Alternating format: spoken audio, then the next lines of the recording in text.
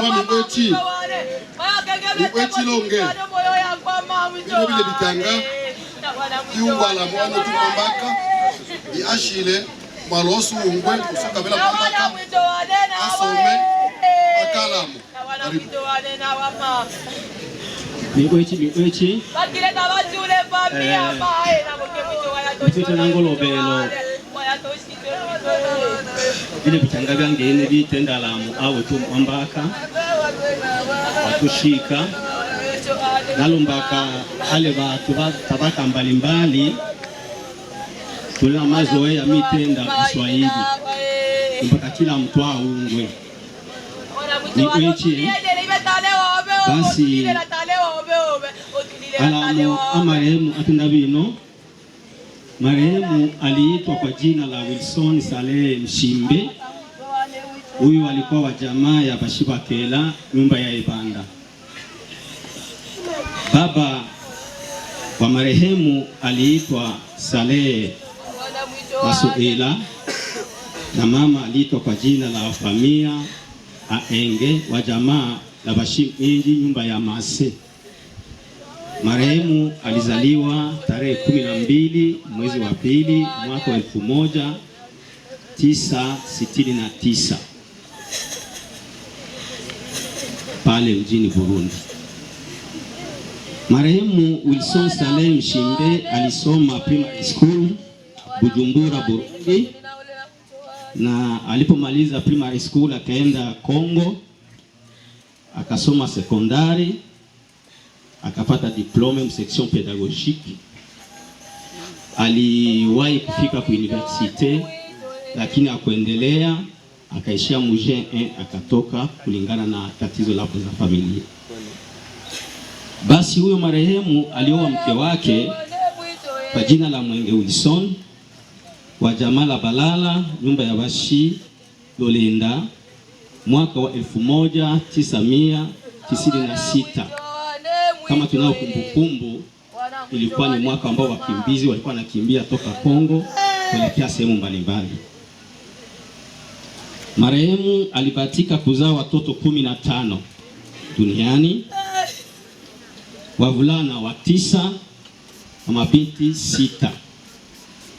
Walio hai kwa leo ni 13, wavulana 7 na wabinti 6. Jumla ya watoto walio hai ni 13, waliofariki ni 2 wa kiume. Marehemu aliacha mjukuu mmoja tu hapa duniani.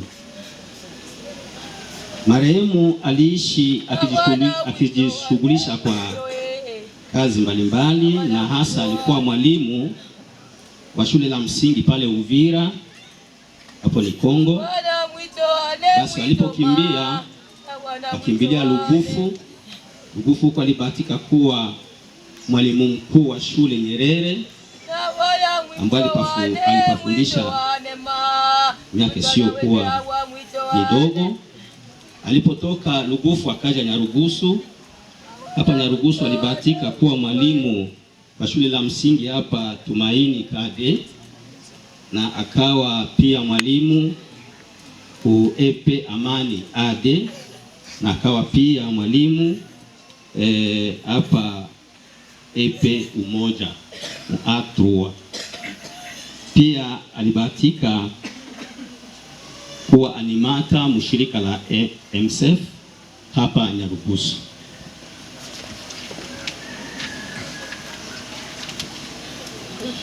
Magonjwa. Marehemu hakugonjwa, ila amepatwa na kifo ghafla. Tunafahamu ya kwamba ilikuwa siku ya kwanza hapa majuzi tu, mamida ya jioni, walikuja watu hapa wakamwalika ili waelekee wote Nyamidao. Wakaenda huko, na walipofika huko sisi familia tulishtushwa tu na simu ya kwamba mtu haonekani tena, na kesho yake tukasikia kwamba maiti imeokoka ndani ya mtoni kule. Hivyo ndivyo ilivyokuwa.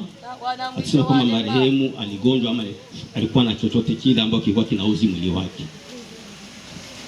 Basi marehemu hapa duniani ameishi siku hizi, hapa tulitaka tuambie watu,